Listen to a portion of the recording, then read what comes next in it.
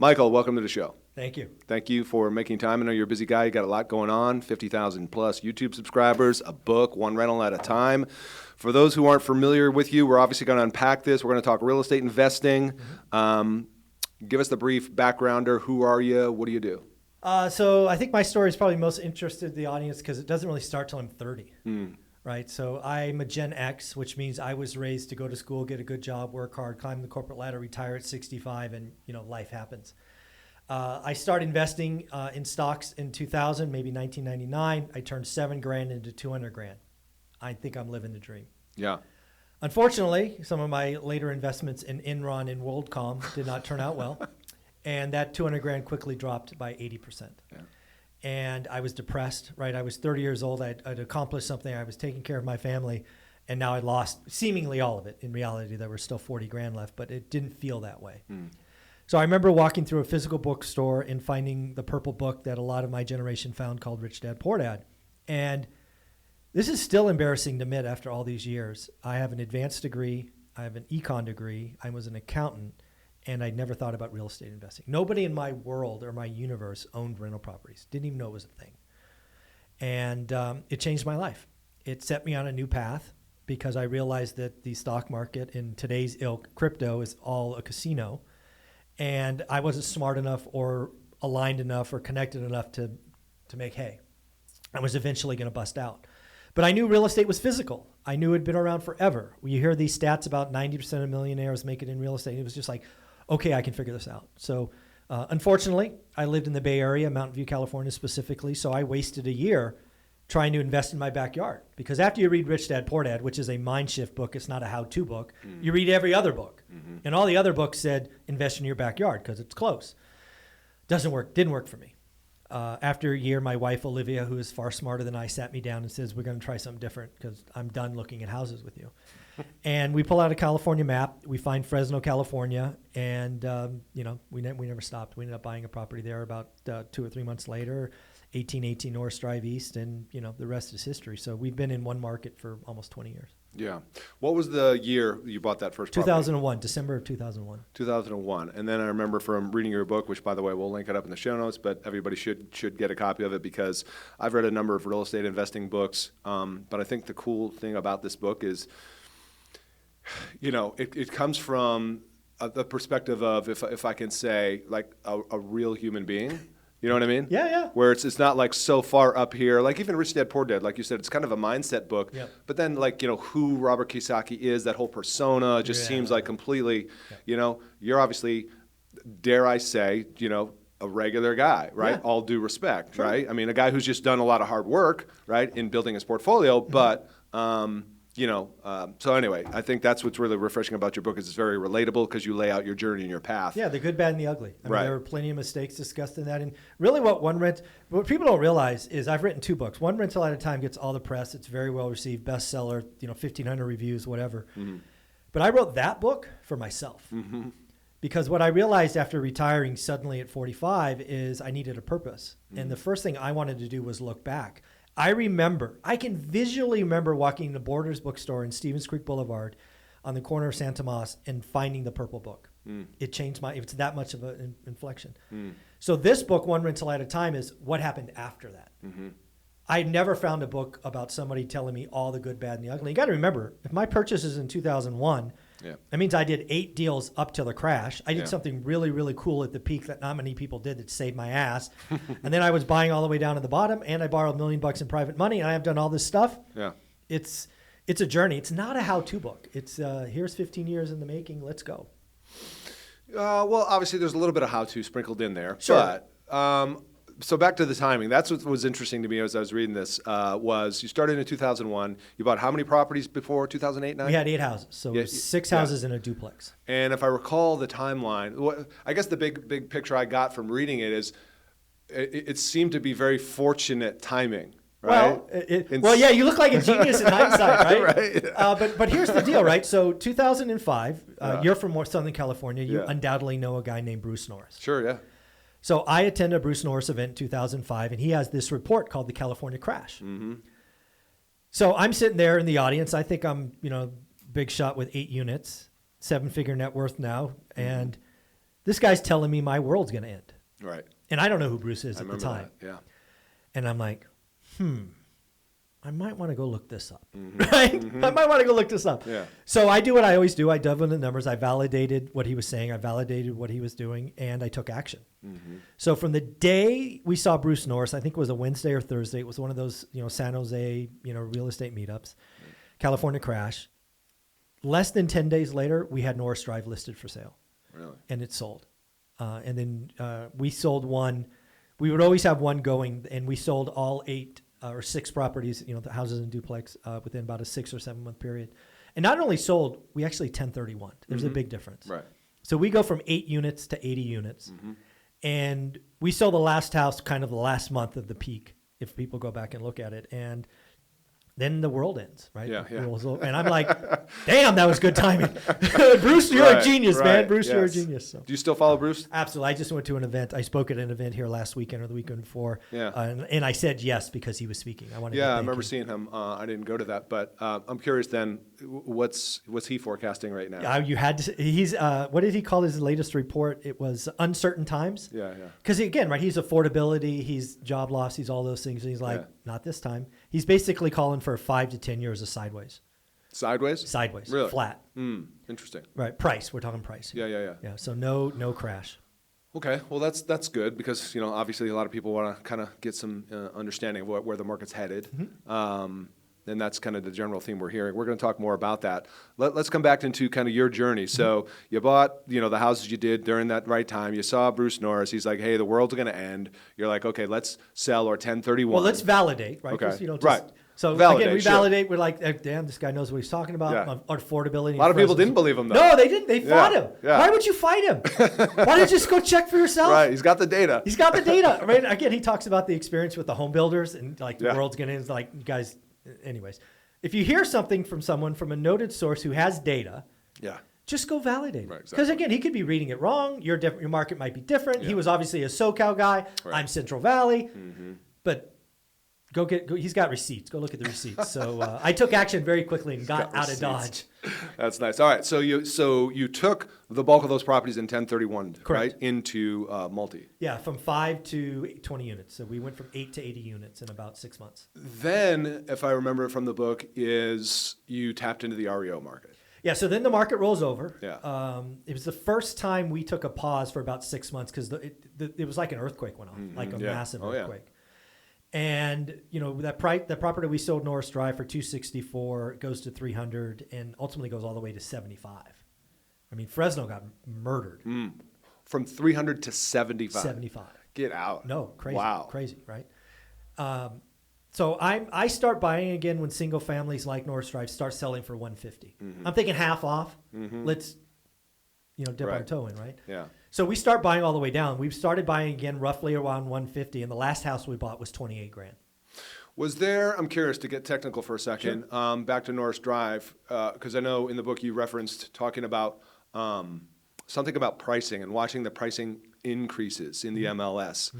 Are there certain metrics in terms of like market timing? This is more so just me asking. What are some of the metrics you look at? Is it days on market? Is it times, how quick they sell? Yeah, it's really how it's called inventory turnover. I want to know, is inventory turnover accelerating or decreasing? It really is that simple. So today, for example, it's decreasing.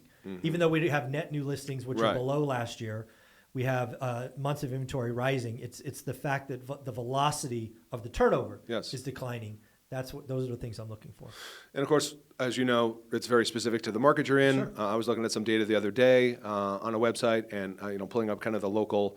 What is the average? How many homes are sold for over asking? Sure. And I'm still seeing in certain markets a lot of homes sold for over asking. Yeah. So there's usually the devil's in the details. So one of the things that most people should do today, and this is because the Federal Reserve broke the housing market. The housing market's just broken. Yeah.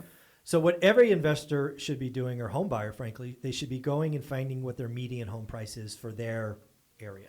Okay. You should draw that line because what you're going to very, very quickly see is the metrics below the median are almost polar opposite above the median. The farther you get away from the median price into luxury, the slower it's getting. Right. Everywhere. Yes. The farther you get away from median on the low side, the more accelerated. It's almost like having two housing markets, right? You're getting turnover, first-time home buyers, and FHA, VA buyers. They're buying the stuff below the median. Luxury stuff is stacking up. So some of these numbers get distorted when you have a balance leaning towards luxury. So you think that because it's so active on the lower end of the market, that's what's skewing the over ask? Yeah, well, if you're looking numerically, there's most likely. And is that because the demand is obviously still really weighted on the lower end? Yeah, there's no inventory and there's almost no buyers, but the fact that there's any buyers means you still have a supply-demand imbalance. Well, it's funny because I looked at the stats recently for Clark County, and if I remember correctly, I think it was 1,200 homes sold in the month of September, perhaps. Yeah, it was pretty bad, 1,287 or something, Yeah, so that's bad what, comparatively to normally 3,000 or something? Well, I mean, historically speaking, I follow a guy named Brian Leba who puts out monthly stats. He's been doing it for 10 years, so he's got receipts as well. Yeah, you're down like 50%. 50%. Yeah, from 2019, right? So even if you strip out 2020 and 2021, which are astronomical, even go 19, you're down 50%. It's just wild that the market's broken. Okay. So a lot of the people listening and watching are obviously as mortgage professionals. Sure. They're in the market of originating loans and working with real estate agents and working with potential buyers.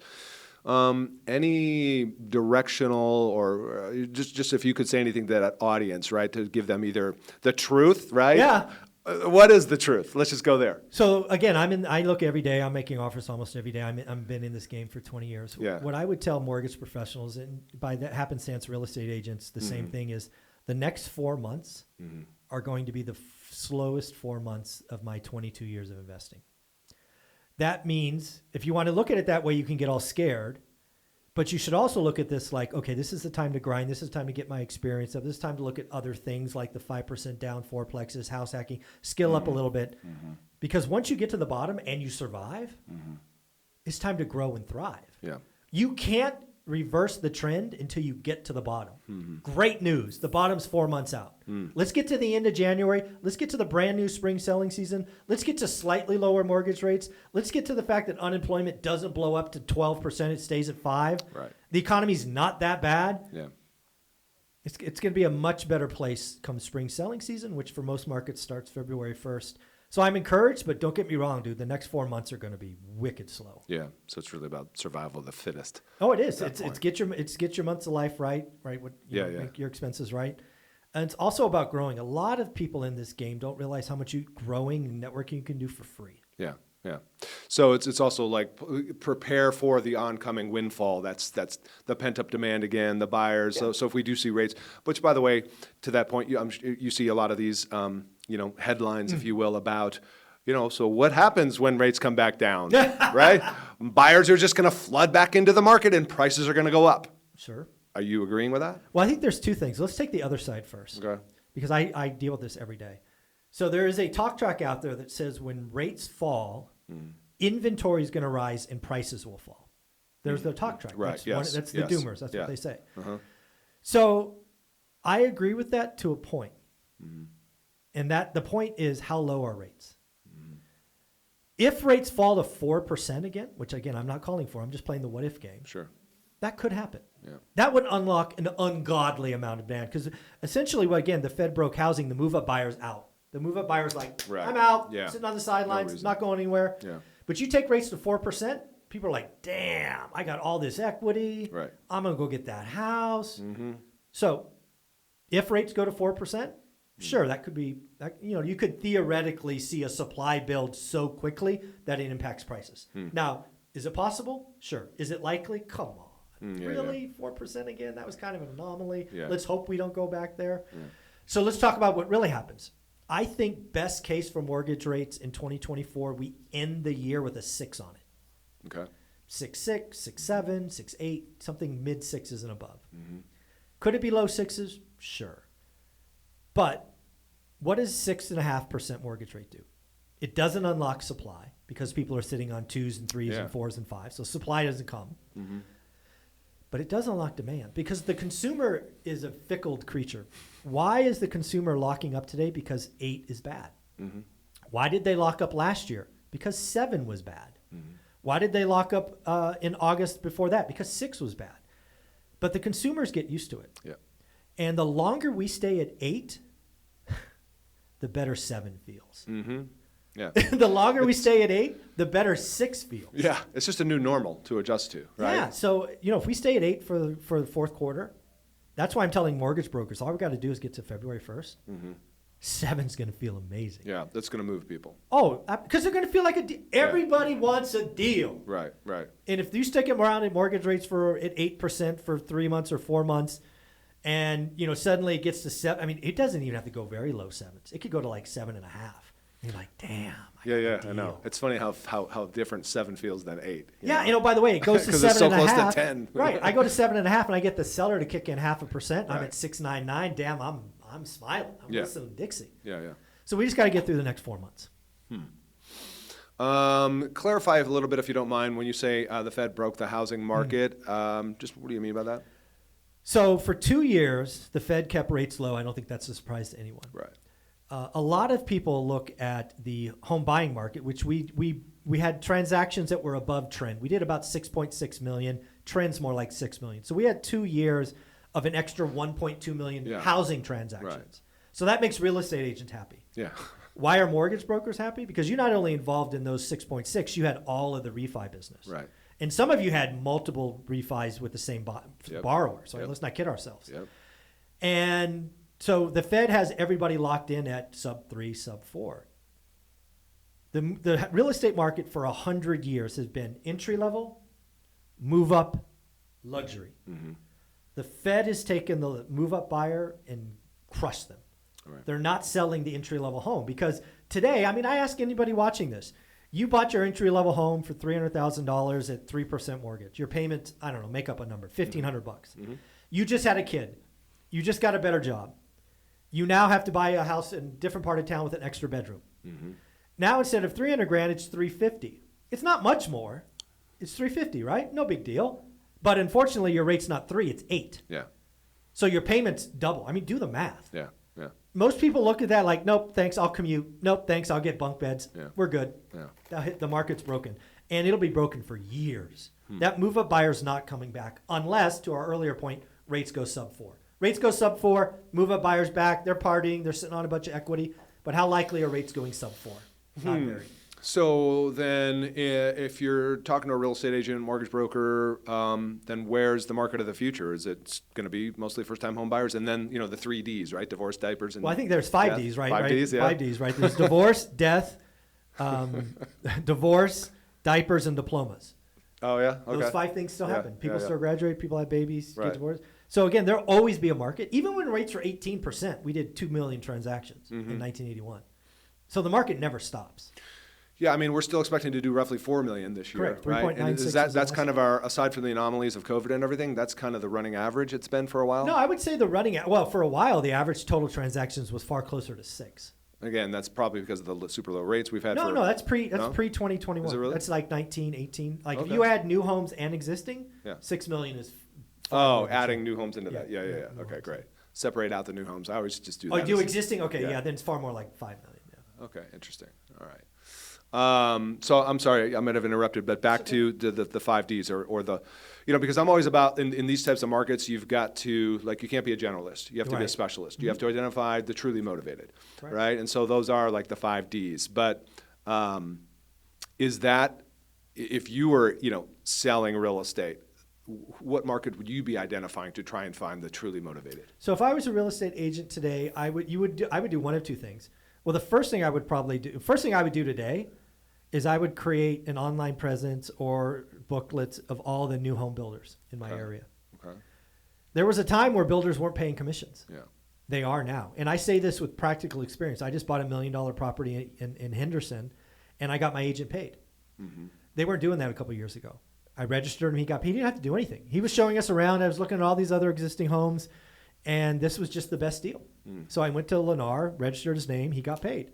So what I would do as a new agent today, and the reason I would do this is builders will bake in closing costs. They'll bake in interest rate buy downs. Yep. How do you get a 5% mortgage rate today? You go to a builder. Mm-hmm. That's what I did. I got a 4.99 30-year fixed from a builder. Mm-hmm. And my agent got paid. So the first thing I would do today is I would go figure out every home builder that's out there. I would create pictures and relationships, and this, that. I'd have every floor plan wired. I would do walkthrough videos. And I would, if I had to feed my family today, I'd be selling new homes left, right, and center today. Yeah, because it's pretty much like guaranteed traffic. Guaranteed traffic. You can get rates. Hey, you can buy this existing home for the exact same price at 8, or you can buy this brand new property with a 5.5. Yeah. How do you like me now? And oh by the way, I can get you a closing cost credit. Oh by the way, I can get you some flooring credit. Right. Come on. Did you use the builder's lender? I did use the building lender, but they ended up selling the loan. But yeah, I mean, that was a whole deal, right? Yeah. I'm just thinking about that from the angle of the lender watching or listening. Makes sense for the realtor, perhaps, depending on the builder, right? Because they're often looking at new lender relationships. Depends how big that is, if it's a nationwide thing or not. But there's always those opportunities. Your question was realtor, so I answered. No, I know. I'm just thinking for those lenders that are listening. Go, what about me, right? The lender. Yeah, no, it's fair. It's fair. Absolutely. I know a lot of lenders who are builder lenders. Yeah. So I would do this again if I had to sell. I like to go where it's easiest to sell. And for whatever reason, there's just this inkling that working with builders is hard or it's not fruitful. And maybe for a long time it was. Yeah, it was. Yeah, for sure. But again, like the rules change. Right. It's changed. Relationships are always in flux. Yep. All right, so back to this whole Fed broke the market. Part of the reason why rates were so good is they're buying mortgage-backed securities, right? But they're done. Yeah, and they're selling. Yeah, exactly. Yeah, rolling off. I mean, not QT. that. Yeah, right. Do you think they should re-up that and start buying? No. No. I actually have a controversial view on this. So the Federal Reserve, going all the way back to Alan Greenspan, did something called the Fed put. Simply said, for the audience out there, basically it allowed Wall Street to lever up bets to crazy levels, get all the upside and none of the downside, because we, the tax-paying public, bailed them out. Sounds like Wall Street. That's Wall Street. And that annoys me. I believe capitalism only works best when the wins are counted and the losses. Mm-hmm. The Fed put made the losses not count. So I believe one of the things that Powell is trying to do, and he's come out and hinted at it a couple of times, but never was explicit, he's trying to kill the Fed put.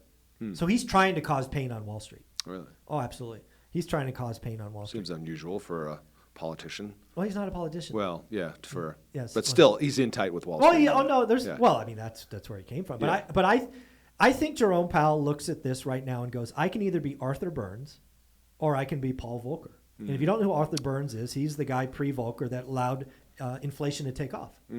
He doesn't want that reputation. Jerome Powell has had a great life. He is worth $1 gazillion.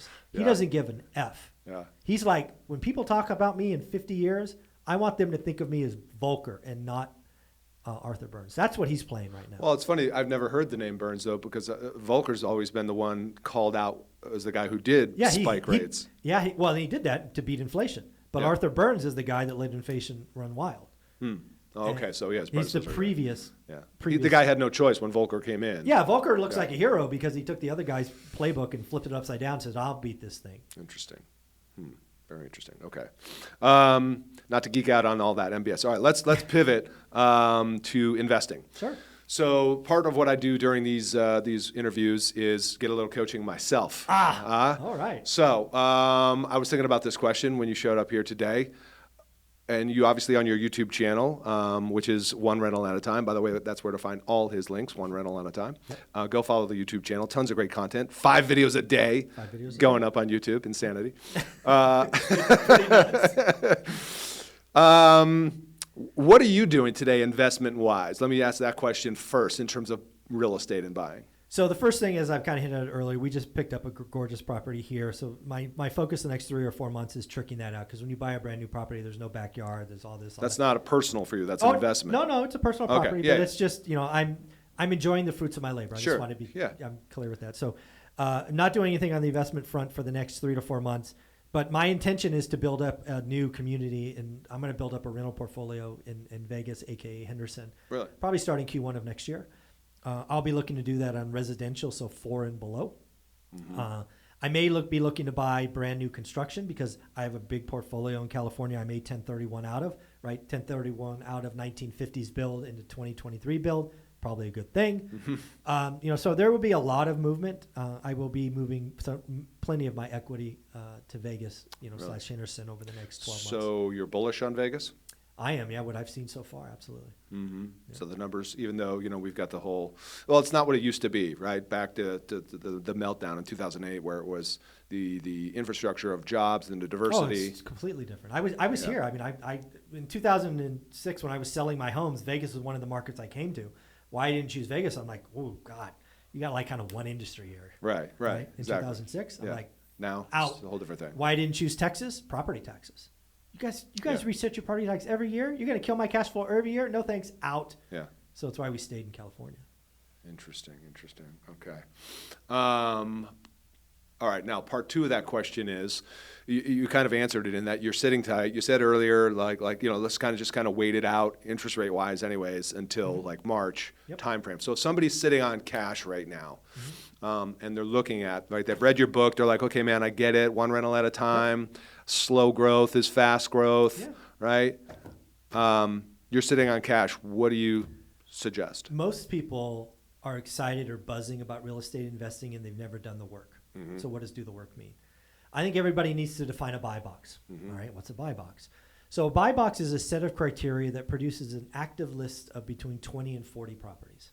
Okay. So it's very finite. It's very constrained. And why 20 or 40? I say this as someone who worked a full-time job, had a growing family, and only had 20 minutes a day. In 20 minutes, you can generally go through a list of 20 to 40 properties. Yeah. So what you should be doing is setting criteria, looking at that criteria every day for 90 days and tracking what changes. What gets sold? What comes back? What has a price drop?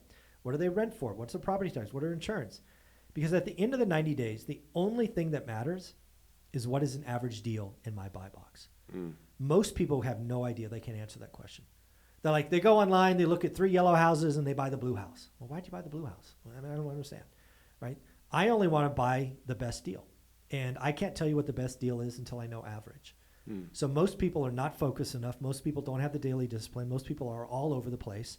And the answer is right in front of you. How do you learn a language? One day at a time. How do you learn to play an instrument? One day at a time. How do you learn a new sport? One day at a time and practice. So real estate investing is a skill. Let's go learn the skill. And oh, by the way, if you're out there and you have money, there's no cutting the line. I can't tell you how many people say, no, you don't understand. I got $100,000, $500,000, $1 million. Yeah. What the fuck? You want to lose that faster? I mean, what are you doing? I mean, really? Is that what it's a race to lose money now? Right. No jumping the line, no cutting the line. So you got to do the work. You got to learn average. So again, back to the earlier point about the next 4 months being slow. Awesome. Take the next 4 months, get a buy box, learn it, network, figure it out. I will tell people if I do buy something between Thanksgiving and Christmas, which I've done almost every year, it'll be a flip because I find a distressed property on the MLS and I buy it for 30 or 40% off. I did it twice last year. I'll probably do it again this year. But how do I find them? I look every day, 6:30 a.m. every day. Like. Where are you looking? Where do you log on to? I use realtor.com. I don't have any fancy access. Yeah. I wrote my whole book on buying out of the MLS. Right. No door knocking. Do you have like a good agent or something locally that hunts for you? Or? Well, I have lots of agents that try to hunt for me. Lots of people in my network. Yeah. By now, I usually know the agent or know somebody in the brokerage. Right. I'm calling the listing agent a lot. Yeah. Okay. Interesting. I wrote down something that you mentioned in your book, yield versus cash flow. Oh, yeah. Because what I'm trying to think as you're saying buy box and things like that is give people a sense of how do you know when it's a good buy? There you go. So one of the things there's barely 3 factors, and I give this spreadsheet away. It's in the book, I think. You need to know how much cash comes out of your pocket. That's typically down payment, closing cost, make ready. So that's the denominator, aka the bottom number. The top number is expected yearly cash flow, which is just rent minus all your expenses, right, for the year. That produces a percentage. Okay, so I call it yield. Some people call it cash on cash, return on capital, whatever you want to call it. I don't care. But how hard is my money working? When you do this 90-day exercise, what you'll find is you'll figure out the average, right? My average is 6.1%, just making it up. A good deal, in my opinion, is 1.5% higher than average. So in that case, it would be 7.6. A great deal is 1.5% higher than that. So it would be 9.1.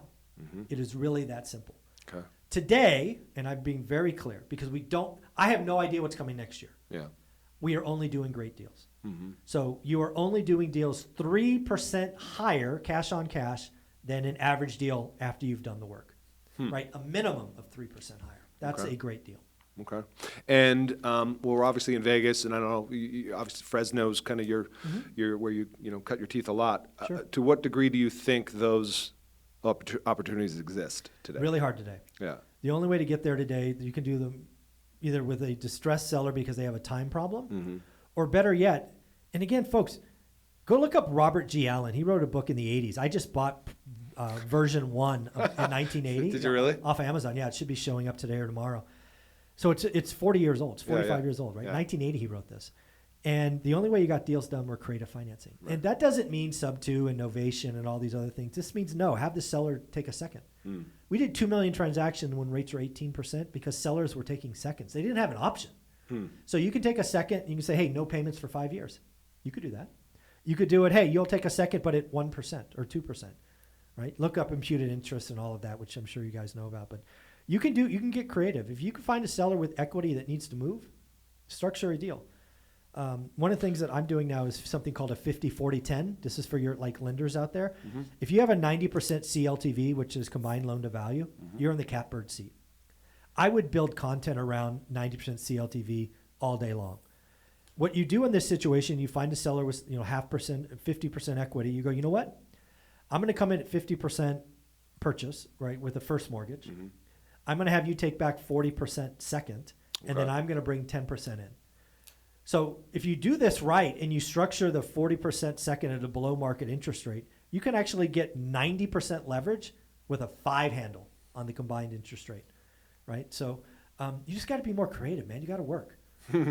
Well, yeah, and understand the different financing options because most too many people are vanilla, right? They stick to just what are the programs that I look at on my sheet every day, and that's what I have to sell. Yeah. Which reminded me earlier, you kind of mentioned, what is it, the new 5% down on a fourplex? Fourplexes and triplexes, game changing. Yeah, game changing. Now, of course, cash flow is the issue with that, right? Well, again, if you're going to house hack it, it's not. Okay, yeah. So this is only for owner occs. It's not investment. Right. So only owner occ. So again, if I had to do one thing in my life over again, I would have bought a fourplex when I was 20 years old. Yeah, house hacked. House hacked in the Bay Area. You know what that thing be worth today? I know. Oh, goodness. Right. I'm that old. You wouldn't be here. You'd be like. Yeah, it'd be like my hopscotch to my house in the Miami Beach or something. But yeah, fourplex. If I was in the mortgage business, I would go figure that out. Really. And I would do content because again, basically the story is live for free. It's not even cash flow. But it really is cash flow. So let's just take some real numbers. Let's say your rent is $1,500 a month. Just it's kind of average, right? Yep. Oh, by the way, I could find a fourplex where I could buy it for $800,000. The mortgage after I put 5% down, which is $40,000, right? 5% of $800,000 is going to be, I don't know, $200 or something. You're going to get rent from the other 3 units, which FHA is going to take 75% of, so it's going to help pay that. You're going to have your job. You're going to get approved for the loan, so that's cool. But you're going to take your $1,500 a month you were paying in rent, and maybe now you're going to pay $600. And you're the owner of an asset. Yeah, plus you get appreciation. And you get appreciation and all of that. And what do you do with the other 900? You start stacking. And here, what I would really do again is I would buy a fourplex every 18 months. I would probably own 16 units, and I could be done.